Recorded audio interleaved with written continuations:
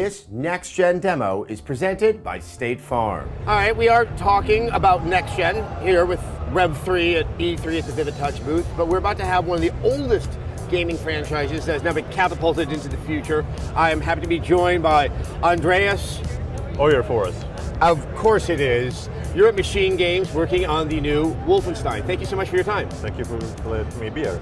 So yeah, Wolfenstein, it helped usher in the entire first-person shooter genre, but even as the legacy extends all the way back to the Apple II, it sort of pops up intermittently. If you don't mind my asking, what made the time feel right to return to to this franchise? And is it something that you think still has currency with a lot of gamers out there? I absolutely think so. For us, it was pretty simple. So we partnered up with Bethesda and id Studio around 2010. And we realized that no one was doing anything with Wolfenstein. So we're all huge fans of Wolfenstein 3D. And, we all grew up with that, and it really affected us deeply as both gamers and game developers, I think. So when we had a chance to pitch something for that, we did that. So we made a pitch, and they loved it. So that's the game we're doing. All right, well, let's take a look at this game. If you don't mind sort of giving us a little bit of setting about where we are in Right, so this is during the 1960s, and this is an alternate history setting where the Nazis won World War II. So they're now taking over the entire world and created this global Nazi empire. So what we see here is B.J. Blazkowicz being back in London. So you see a part of London here has been transformed into a slum. And over here you see a lot of downtown London has been completely leveled and replaced with this monstrous Nazi architecture.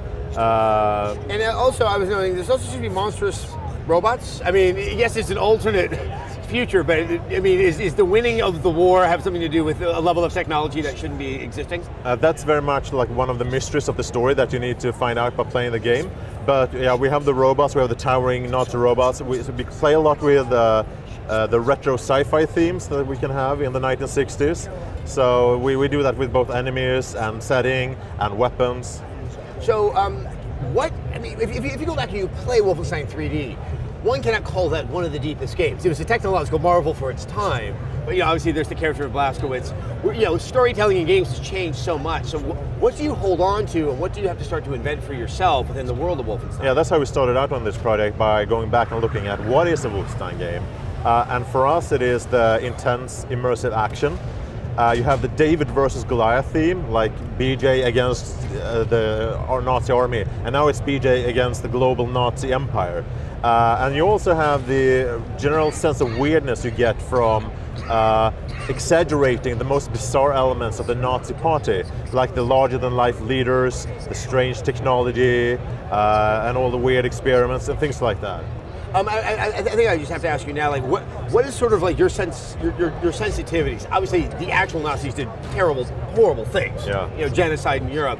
That where you make it too much of a cartoon, you are disrespecting the events of history. Yeah, so there's a lot of humor in the game, but we take our themes very seriously as well. We think it would be irresponsible not to actually portray some of the things that the Nazis would do if they would have won the war, and what they did during the war as well. So we take that very seriously, and we allow the player to explore that setting. What would it mean if they had won the war? What kind of world would we be left with? So that's really important to us.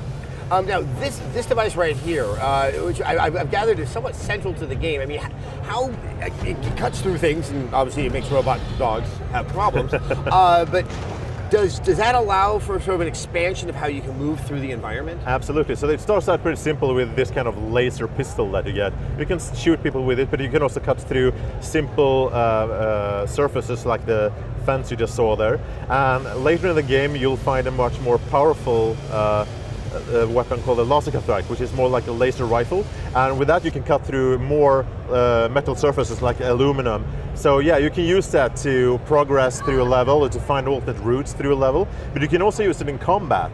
For example, if you stealth through a little bit of the game or a section and you're hiding behind a cover, you can take that weapon and actually cut a hole through your cover and sneak through and just use it as a sniper rifle to take out people. And you can also use it on the other way. If an enemy runs and takes cover behind some kind of aluminum cover, you can actually take out his cover and leave him exposed and headshot him.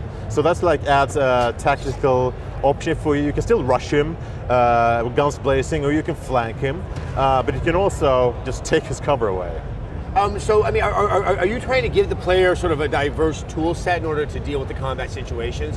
I think when you think of Wolfenstein, you think of a fairly fundamental, rudimentary shooter, but it sounds like you're trying to do more with that.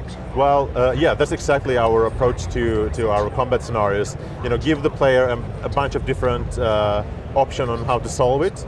And in this demo later on, you'll see that in these larger, expansive areas where there's a big combat encounters, and you have multiple ways to kind of deal with the situation.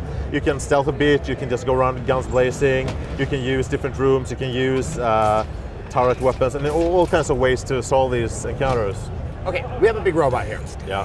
So I'm also trying to get a sense of sort of, I'm expecting Nazi enemies, but it looks like that there's a large sci-fi set of enemies here. Retro sci-fi. Retro sci-fi, yeah. well put.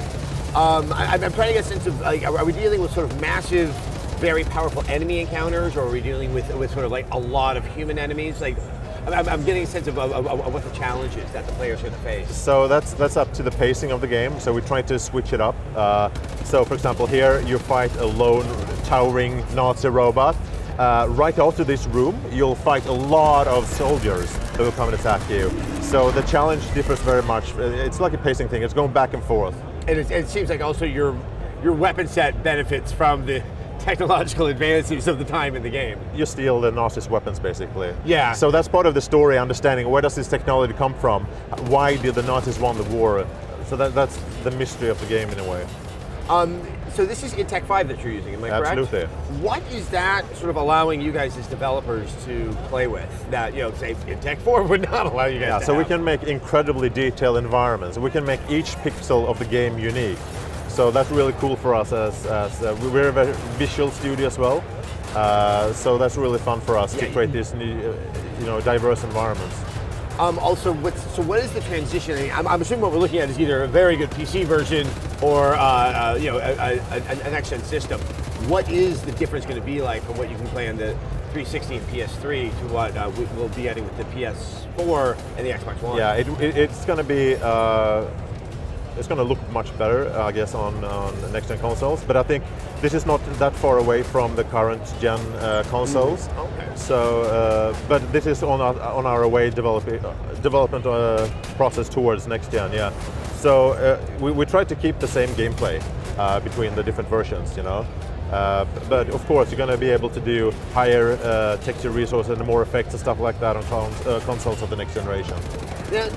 It's funny, when we were seeing all these press conferences on the Monday of this week, we only saw a handful of games that actually were shooters.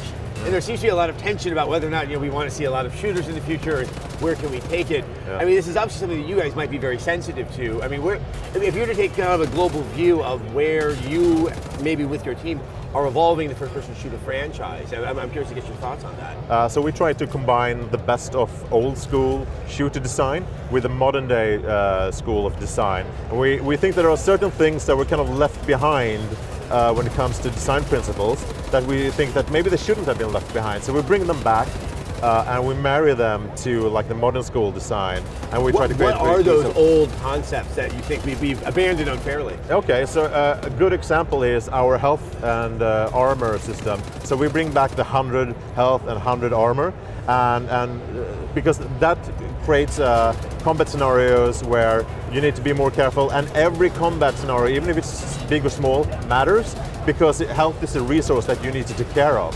And it's also something that we use to have the player move and be very active in the combat scenarios, because you're going to take damage and you're going to have to find health during a battle even. So the way we do that in a modern way is that we have a little bit of health regen. So, for example, if you end up with 5% health after a combat encounter, it's going to go up a little bit, but it only goes up to the next 20. So if you end up with 5 health points, it's going to go up to 20, but no further. That means that you'll never be truly screwed up. You always have a fighting chance to continue the game. But yeah, you're definitely creating a challenge that isn't very common for a lot of shooters on the player. How do you find a way to sort of retrain the player to unthink the way that most people play shooters these days? Wow. Well, just through the pacing of the difficulty curve, I guess, of the game. But I guess if you die enough, you'll realize I must be doing something wrong here.